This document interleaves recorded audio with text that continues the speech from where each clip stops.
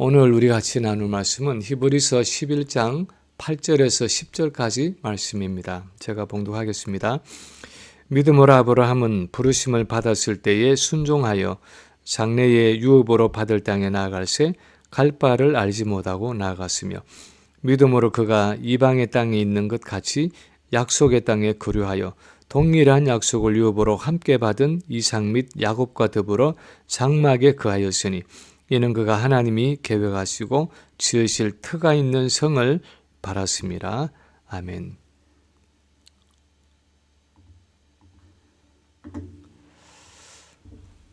한국이나 미국이나 최근에 공황장애나 불안장애로 고통을 당하는 사람들의 숫자가 점점 더 늘어나고 있다고 합니다.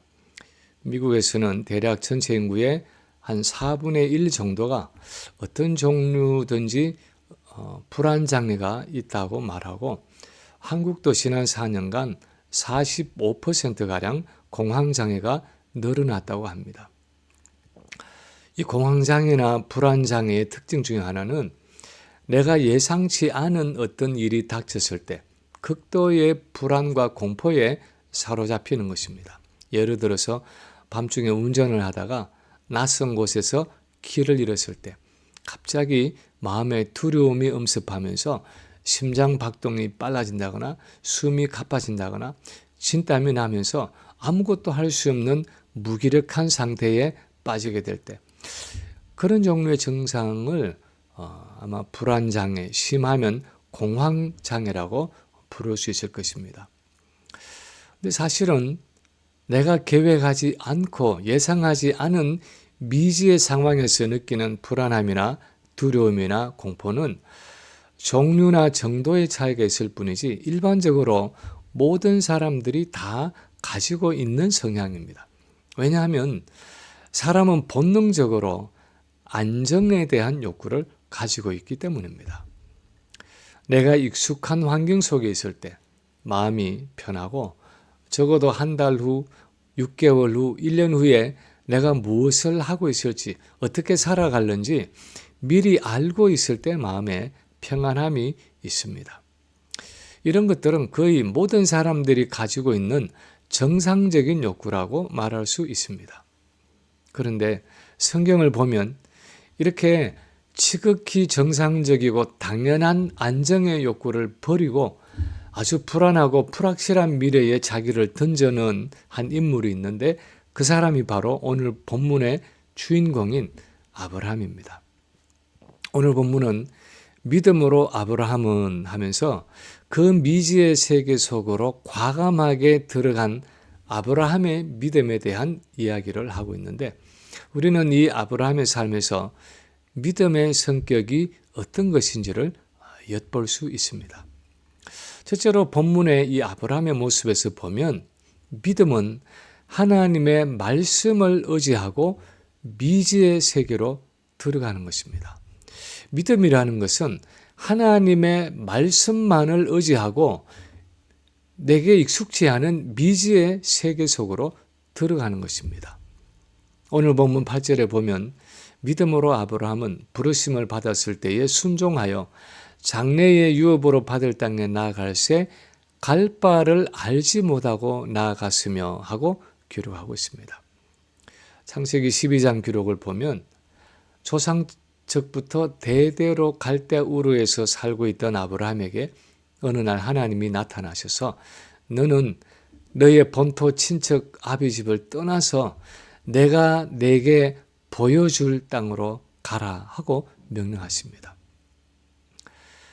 내가 지금부터 너를 가나안 땅으로 인도할 텐데 너는 이제 내 고향과 친척들을 다 떠나서 그 가나안 땅으로 들어가거라 하는 말씀이 아니었습니다. 아직 행선지도 말씀하시지 않고 너는 바로 이삿짐을 꾸려가지고 내가 내게 앞으로 보여줄 땅으로 가거라, 내가 인도할 것이다 하고 말씀하신 것입니다. 그리고 사실은 도착하고 나서야 그곳이 바로 가나안이라고 말씀하시고 자손들에게 그 땅을 주겠다고 약속하십니다. 75세의 노년의 아브라함이었습니다. 그것도 그냥 가까운 이웃 동네로 이사가는 것이 아니었습니다. 갈대아 우르에서 가나안까지 가려면 적어도 1600마일 이상이 되는 거리였습니다. 1600마일이면 이 필라에서 미국 중부인 콜로라도 덴버까지 가는 거리입니다. 미 대륙 횡단의 절반 거리입니다. 75세의 노인에게 그동안 정들고 익숙한 고향을 뒤로하고 1600마일 이상 떨어진 소위 낯설고 물설은 외국 땅으로 이민을 가라는 것입니다. 제가 아는 분 중에 40대에 이 미국에 이민을 와서도 너무 늦게 왔다고 영어를 배우고 이 사회에 제대로 정착하려면 좀 더 일찍 왔어야 했다고 말하는 분을 보았습니다.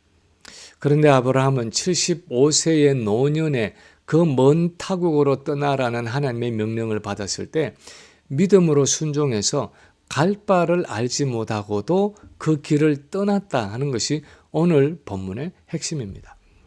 어떻게 그것이 가능했느냐 할 때 그것이 바로 아브라함이 가졌던 믿음이라는 것입니다. 아브라함은 믿음으로 그 미지의 세계로 떠났다 하는 것이 오늘 본문이 우리에게 가르치는 내용입니다. 아브라함은 자신의 미래에 대한 계획과 청사진을 알지 못했으면서도 오직 하나님만을 의지했고 하나님이 어디로 어떻게 인도하시든지 자기의 미래를 전적으로 하나님께 맡기고 그분의 약속을 의지하고 그 먼 이민의 길을 떠난 것입니다. 믿음의 한 중요한 요소는 나의 계획을 의지하는 것이 아니라 하나님 자신을 붙잡는 것입니다. 하나님 자신을 의지하는 것입니다.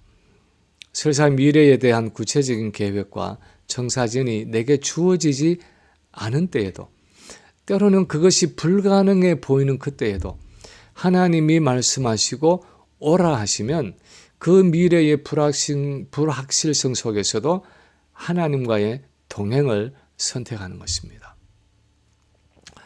우리는 주로 어떤 종류의 플랜, 미래의 계획을 가지기를 원합니다. 그래야 마음이 안심되기 때문입니다. 5년, 10년 후는 모른다고 쳐도 적어도 6개월, 1년 후에 내가 어디서 무엇을 할지, 나의 미래가 어떻게 될지 대략 어렴풋하게라도 알려주어야 하나님도 따라 나서고 순종도 하고 사역도 한다고 생각합니다. 그런데 하나님이 아브라함에게 요구하신 것은 그런 플랜이나 블루프린트, 청사진이 없어도 그냥 나를 믿고 따라오너라 하는 부르심이었습니다. 사실 하나님이 광야에서 이스라엘을 훈련하신 내용도 바로 그것이었습니다. 하나님이 이스라엘 백성들을 애굽에서 데리고 나오실 때 언제 어떤 경로로 어떻게 가나안까지 들어가는지 모세에게 말씀하시지 않았고 이스라엘 백성들에게도 말씀하시지 않았습니다. 그냥 하나님이 그들 가운데 거하시고 두루 행하실 것이기 때문에 모든 것을 하나님께 맡기고 그분과 동행하기를 연습하라는 것입니다. 그래서 낮에는 구름 기둥으로 밤에는 불기둥으로 인도하시면서 그 구름이 멈추어 서면 그들도 멈추어 서고 그 구름이 움직이면 그들도 움직이는 그야말로 하나님과 매일 동행하는 법을 배우고 훈련하는 것이 바로 광야 생활의 목적이었습니다. 그래서 하나님은 그들에게 한 주일치, 한 달치 만나를 한꺼번에 내려주시지 않았습니다. 안식일을 제외하고는 매일 딱 하루 먹을 분량만 내려주셨습니다. 왜 그렇게 하셨습니까? 매일 하나님만을 의지하도록 하신 것입니다. 매일 하나님 자신과 동행하도록 하기 위함이었습니다. 그것이 창조주이신 하나님이 피조물인 우리에게 원하신 삶의 방식이었고 그것이 선악을 스스로 분별하겠다고 시도한 아담과 하와가 실패한 내용이었고 아담의 실패 후에 하나님이 다시 우리 성도들에게 가르치기 원하시는 내용인 것입니다. 믿음의 삶이란 무엇입니까? 내 계획과 플랜을 의지하고 살아가는 삶이 아니라 하나님 자신을 의지하고 매일을 그분과 동행하며 살아가는 삶입니다. 때로는 내가 알지 못하는 미지의 세계를 걸어갈 때도 하나님의 신실하심을 의지하고 마음의 평안을 잃지 않고 그분을 따라 걸어가는 삶입니다. 예전에는 지도책이나 약도를 가지고 길을 찾아 다녔지만 요즘은 누구나 다 GPS를 가지고 운전을 합니다. 전화기에 GPS만 가지고 있으면 우리는 내가 가는 그 길을 다 알지 못하지만 불안해하지 않습니다. 마음의 평안을 가지고 운전을 합니다. 하나님은 우리가 가진 전화기의 GPS 이상으로 우리를 세밀하게 인도하시는 하나님입니다. 그런 전능하신 사랑의 하나님이 우리 삶 가운데 계신다는 사실을 기억하고 때로는 미지의 세계를 걸어갈 때도 그분을 의지하고 평안함으로 성령의 인도하심을 받으라는 것입니다. 우리 현대인의 정서와는 아주 다르지만 하나님은 우리의 모든 미래와 계획을 하나님의 손에 내려놓기를 원하십니다. 내 자신과 내 자녀와 내 직장과 내 사역과 내 삶의 모든 영역에 있어서 내 계획을 내려놓고 하나님의 인도하심을 받기를 원하십니다. 아브라함의 믿음의 위대함이 거기에 있었습니다. 그는 그의 모든 장래의 계획을 하나님의 손에 내려놓았습니다. 내 삶에 익숙한 모든 것을 다 버리고 하나님만 전폭적으로 의지하고 따라 나선 것입니다. 그것이 아브라함의 믿음이었고 또한 우리 성도의 믿음이 되어야 한다는 것입니다. 두 번째로 믿음은 하나님의 약속의 성취가 더딘 중에도 인내하며 기다리는 것입니다. 하나님의 약속의 성취가 더딘데도 여전히 인내하면서 기다리는 것이 믿음이라는 것입니다. 9절에 보면 이렇게 기록하고 있습니다. 믿음으로 그가 이방의 땅에 있는 것 같이 약속의 땅에 거류하여 동일한 약속을 유업으로 함께 받은 이삭 및 야곱과 더불어 장막에 거하였으니 아브라함이 75세의 늦은 나이에 하나님의 약속을 받고 그 정든 고향을 다 떠나서 하란까지 왔다가 거기서 아버지가 돌아가시고 드디어 약속의 땅 가나안까지 왔을 때 발견한 것은 그곳은 이미 다른 사람들이 살고 있는 남의 땅이었다는 사실입니다. 비어있는 땅이 아니었습니다. 아브라함이 마침내 가나안의 세겜에 도착했을 때 하나님이 아브라함에게 말씀하시기를 내가 이 땅을 내 자손에게 주겠다 약속하시고 그래서 아브라함이 거기에서 제단을 쌓았지만 그곳은 여전히 가나안 사람의 땅이었습니다. 아브라함은 그 땅에 대한 아무런 권리가 없었습니다. 그래서 그냥 장막을 치고 텐트를 치고 이리저리 옮겨 다니면서 나그네로 살았습니다. 심지어는 약속의 아들 이삭이 태어나고 손자 야곱이 태어났어도 여전히 아브라함은 아무런 소유권이 없이 그냥 장막을 치고 나그네로 그 땅을 살아갔습니다. 심지어 자기 아내 사라가 죽었을 때도 아내를 장사할 땅조차 없어서 돈을 주고 그 땅 한 귀퉁이를 사야 했습니다. 아마 신부 문제 때문에 고생을 해보신 분들은 아브라함이 타국에서 얼마나 힘든 삶을 살아갔는지 이해가 갈 것입니다. 외국인으로서 나그네로서 남의 나라에 와서 살아간다는 그 서름과 아픔이 어떤 것인지 그것도 아들이 나고 손자가 태어났는데도 여전히 내 땅이 없어서 그 본토 사람들에게 이방인 취급을 받아야 하는 그 차별과 서름을 우리는 충분히 이해할 수가 있을 것입니다.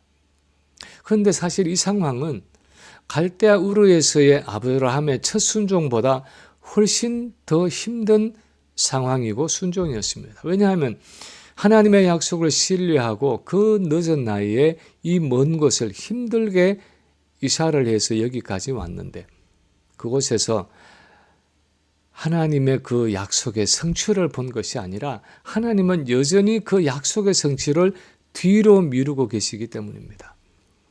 그 땅에서 아들 이삭을 주시는 그 약속은 지키셨지만 그 땅을 후손에게 주겠다는 약속은 아브라함이 죽어서 눈을 감는 순간까지도 성취되는 것을 볼 수가 없었습니다. 그럼에도 불구하고 아브라함은 믿음이 약하여지지 않고 그 땅을 그의 후손에게 반드시 주실 것이라는 그 하나님의 약속을 붙잡고 자기 아들 이삭과 손자 야곱과 더불어 그 약속의 땅에서 믿음으로 살아갔다는 것입니다. 하나님 우리에게 주시는 약속에는 항상 이런 역설적인 이중성이 있습니다.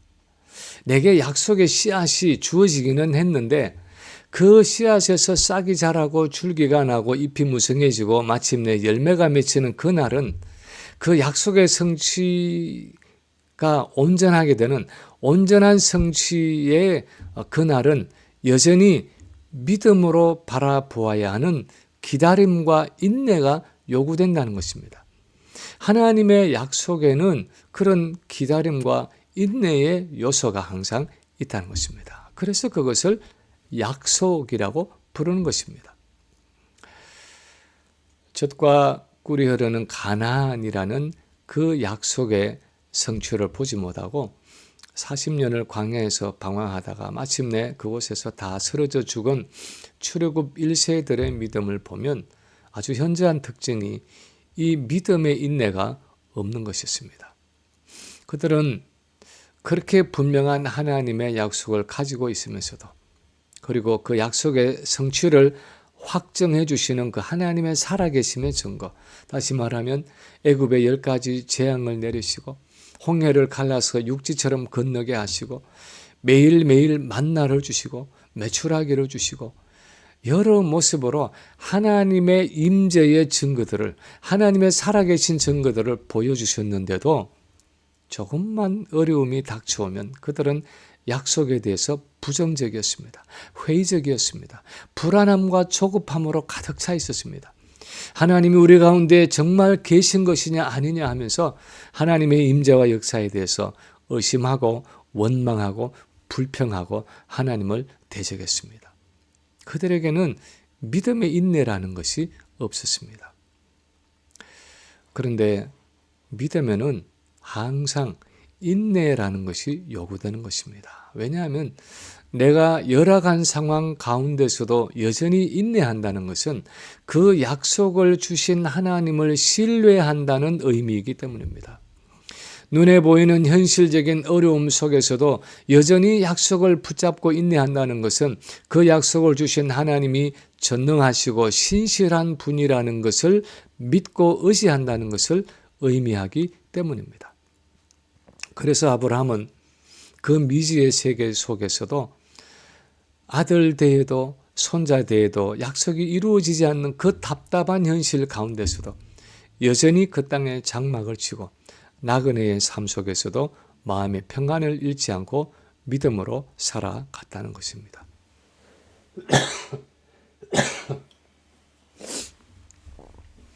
적어도 내가 하나님의 뜻 안에 있고 하나님이 내 인생에 일하고 계신다 하는 그 확신이 있으면 내 삶이 아무리 불안하고 불편해도 우리는 믿음으로 인내하면서 마음의 평안을 가지고 살아갈 수 있어야 합니다. 왜냐하면 그것은 단지 시간의 문제일 뿐이지 반드시 이루어질 하나님의 약속이기 때문입니다. 하나님은 전능하시고 신실한 분이기 때문입니다. 그래서 요한일서 5장 13, 14절에 보면 이렇게 기록하고 있습니다. 그를 향하여 우리가 가진 바 담대한 것이 이것이니 그의 뜻대로 무엇을 구하면 들으심이라. 우리가 무엇이든지 구하는 바를 들으시는 줄을 안즉 우리가 그에게 구한 그것을 얻은 줄을 또한 아느니라. 우리의 기도나 우리의 그 약속의 삶이 하나님의 뜻 안에 있기만 하면 그것이 언제 이루어지느냐 하는 것은 시간의 문제에 불과하기 때문에 우리가 구한 그것을, 우리가 약속받은 그것을 이미 얻은 줄로 안다는 것입니다. 그러므로 믿음의 사람은 이 아브라함처럼 그 어떤 상황 가운데서도 인내함으로 하나님과 매일 동행해야 한다는 것입니다. 세 번째로 참된 믿음은 궁극적으로 영원하고 본격적인 삶을 바라본다는 것입니다. 참된 믿음이라는 것은 그냥 이 땅의 삶만 바라보는 것이 아니라 더 궁극적으로 영원하고 본격적인 삶을 바라본다는 것입니다. 본문 10절에 보면 이렇게 기록하고 있습니다. 이는 그가 하나님이 계획하시고 지으실 터가 있는 성을 바랐습니다. 다시 말하면 가나안 땅을 자기 후손에게 주시겠다는 그 하나님의 약속의 성취를 아들 때 손자 때에도 보지 못했던 아브라함이 여전히 그들과 함께 텐트 생활을 하면서도 마음의 평안을 가지고 살 수 있었던 이유는 그가 하나님이 계획하시고 지으실 터가 있는 영원한 성을 바라보았기 때문이라는 것입니다. 한마디로 말하면 아브라함은 그 약속의 성취를 이 땅에서 다 기대한 것이 아니라 그 하나님의 약속의 성취가 이루어질 영원한 하늘나라를 바라보았다는 것입니다. 어떻게 아브라함이 손자되어서까지도 그 약속이 이루어지지 않는 절망적인 현실 속에서도 조급해하지 않고 여전히 나그네와 이방인으로 살아가는 그 삶에 인내를 가질 수 있었느냐 할 때 본문이 주는 답은 아브라함은 이 땅에서의 삶이 아니라 하나님이 지으시는 무너지지 않는 터를 가진 그 영원한 나라의 삶이 자기의 본격적인 삶이라는 사실을 알고 그것을 바라보았기 때문이라는 것입니다. 뒤에 이어지는 15절 16절에서 좀 더 구체적으로 설명하고 있지만 본문에서 엿볼 수 있는 아브라함의 세계관은 이 땅에서의 삶을 궁극적인 삶으로 보지 않았다 하는 것입니다. 이것은 그저 예비적이고 임시적이고 일시적인 삶인 것을 알았기 때문에 여기서 어떤 영구적인 안식과 안정을 기대하지 않았다는 것입니다. 어차피 예비적인 삶이고 임시적인 삶이기 때문에 이 땅에서의 삶이 불안하고 불완전하고 참된 안식과 평안이 없다는 것을 당연하게 여겼다는 것입니다. 그래서 그 영원한 본격적인 삶을 바라보면서 이 땅의 삶의 불편함과 불완전함을 감수하고 인내하며 장막 생활을 해 나갔다는 것입니다. 오늘날 너무나 많은 사람들이 이 부분에서 거꾸로 살아갑니다. 성경에서 구별하고 있는 이 세대와 오는 세대의 차이를 반대로 생각합니다. 많은 사람들이 이 땅에서 살아가는 삶을 본격적인 삶이라고 생각합니다. 그리고 장차 오는 세대는 영원한 은퇴 정도로 생각합니다. 이 땅에서 모든 것을 열심히 다 살고 나서 그 이룬 것에 대한 보상으로 영원한 천국에서의 은퇴가 주어진다고 생각합니다. 예전에 한국에서 무슨 소년중앙이나 여성중앙 같은 잡지들을 보면 본책이 있고 거기에 딸려 나오는 별책 부록이라는 것이 있습니다. 많은 사람들이 이 땅의 삶이 본책과 같은 본론이고 천국의 삶은 부록과 같이 덤으로 주어지는 삶 정도로 생각합니다. 그래서 어떻게 하든지 내가 이 땅에서 모든 것을 이루고 모든 것을 가지고 모든 것을 누려야 한다고 생각합니다. 이 땅에서 어떤 안정된 삶, 어떤 만족과 평안을 누리는 삶의 결말을 보아야 한다고 생각합니다. 제가 아는 어떤 분의 따님이 40대에 질병으로 세상을 떠나게 되었습니다. 그 어머니가 장례식에서 땅을 치면서 슬프게 통곡하는 모습을 보았습니다. 이 좋은 세상에서 먹고 싶은 것 다 먹지도 못하고 보고 싶은 것 다 보지도 못하고 이렇게 일찍 세상을 떠나면 불쌍해서 어떻게 하느냐고 가슴을 치면서 울었습니다. 딸을 먼저 천국으로 떠나보낸 그 어머니의 심정이 오죽하겠습니까? 그 마음은 충분히 이해할 수가 있습니다. 그러나 엄밀하게 말하면 사실은 그 반대인 것입니다. 그 따님이 먼저 들어간 그 영원한 새 하늘과 새 땅의 삶에 비하면 이 땅이 아무리 좋다고 해도 불완전하기 그지없는 것입니다. 이 땅에서 아무리 풍요롭게 먹고 마시며 살아간다고 해도 그 영원한 곳에 비하면 여전히 모자라고 부족할 뿐입니다. 이 땅의 삶이라는 것은 본질상 아직도 죄의 저주와 영향력 속에 있기 때문에 불안하고 불편하고 부족할 수밖에 없는 것입니다. 이 땅은 그냥 본영화를 기다리는 예고편에 불과한 것입니다. 식당에서 메인 디쉬를 기다리면서 잠깐 즐기는 애퍼타이저에 불과한 것입니다. 여기서는 아직 본격적인 삶이 시작되지 않은 것입니다. 그 본격적이고 영원한 삶을 기다리고 준비하는 예비적이고 임시적인 일시적인 과정에 불과한 것입니다. 아브라함은 그 사실을 알았기 때문에 가나안을 주신다는 그 하나님의 약속이 아직 다 이루어지지 않은 고달픈 삶을 살아가면서도 그 불편함과 고생스러움을 참고 인내하면서 그 약속의 성취를 바라보며 믿음으로 살아갔다는 것입니다. 많은 사람들이 이 땅에서 내가 원하는 안정과 평안을 다 얻지 못하는 사실 때문에 불안해하고 두려워합니다. 그러나 사실은 이 땅에서 완전한 안정과 평안이 없는 것은 지극히 당연한 것입니다. 왜냐하면 이 땅은 원래 완전한 곳이 아니기 때문입니다. 오늘 본문 10절에서 하나님이 계획하시고 지으실 터가 있는 성이라고 할 때 터가 있다 하는 말의 의미는 기초가 있다 하는 말이고 흔들리지 않는 견고함이 있다 하는 말입니다. 장막이나 텐트에는 터가 없습니다. 기초가 없습니다. 바람이 불면 흔들릴 수밖에 없고 홍수가 나면 떠내려갈 수밖에 없습니다. 그래서 이 땅의 삶은 평안과 안정이 없는 것이 지극히 당연하다는 것입니다. 부분적으로 약속의 성취를 보고 잠시 기쁨과 즐거움을 누릴 때가 있지만 그것은 결코 영속적인 것이 아니라는 것입니다.